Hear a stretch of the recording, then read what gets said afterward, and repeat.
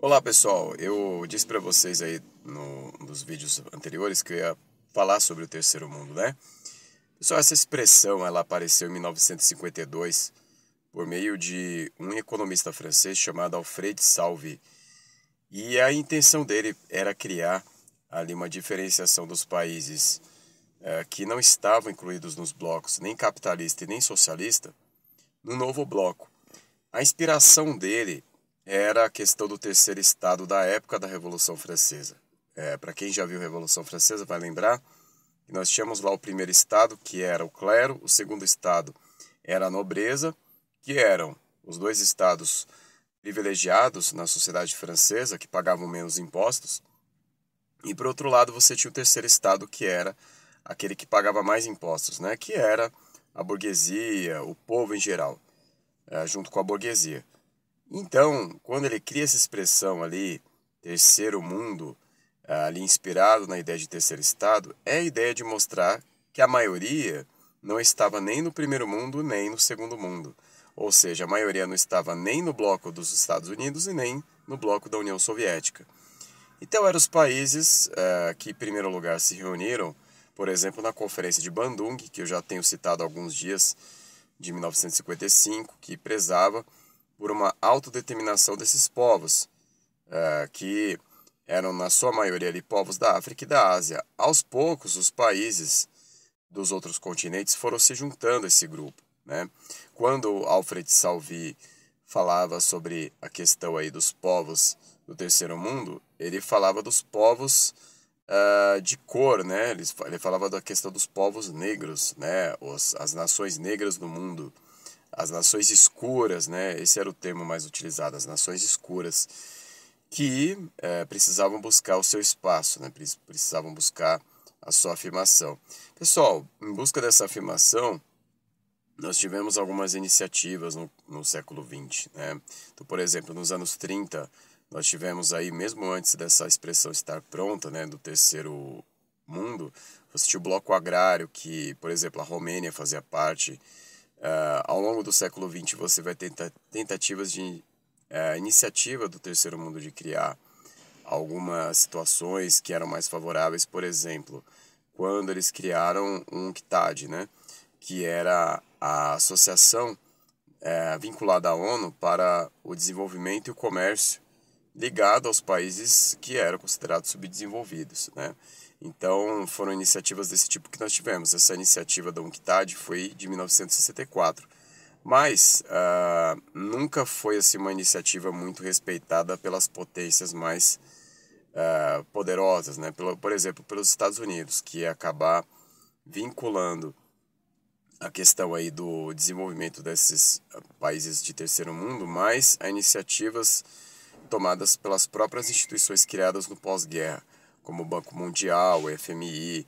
Então, por exemplo, era muito mais fácil um país conseguir certo empréstimo, por exemplo, financiamento, por meio dessas instituições desses países, essas instituições, na verdade, que eram controladas pelos Estados Unidos, né? Então, por exemplo, o Brasil e os países da América Latina tinham muita vinculação com o FMI, com o Banco Mundial no pós-guerra.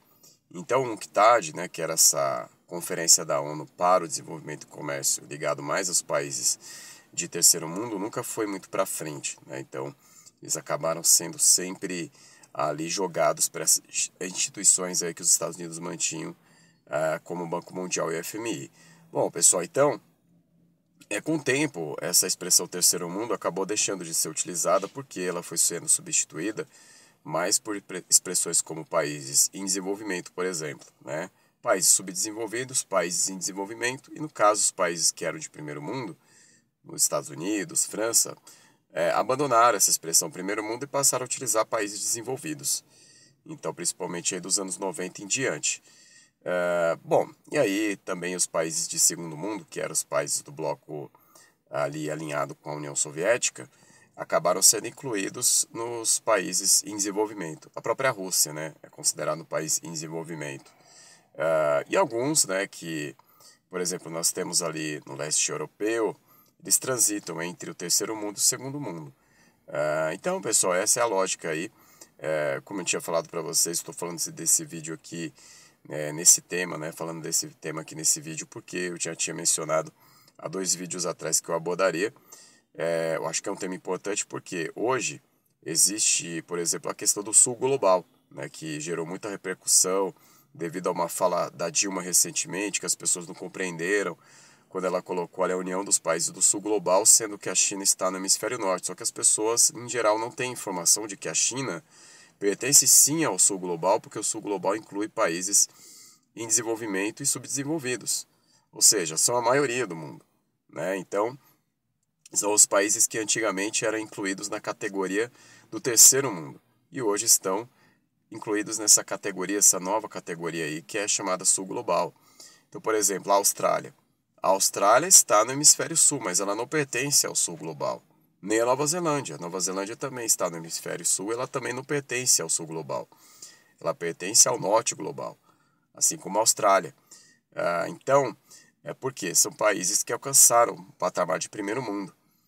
Então, por exemplo, a Coreia do Sul, nos anos 50, pertencia ao terceiro mundo. Estava no Sul Global, apesar de estar no hemisfério norte, mas hoje não. A Coreia do Sul é um país desenvolvido. É um país que alcançou aí um patamar de avanço tecnológico incrível. Tem empresas espalhadas aí pelo mundo, né, com sede aí pelo mundo inteiro. Samsung, por exemplo, é uma delas. Então, pessoal, é muito importante a gente se atentar para essas expressões e o que elas significam, né, hoje em dia. Então, hoje em dia é utilizado mais Sul Global do que terceiro mundo. Também é utilizado mais países em desenvolvimento do que terceiro mundo.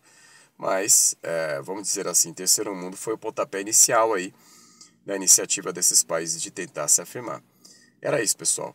A gente fica por aqui e até a próxima.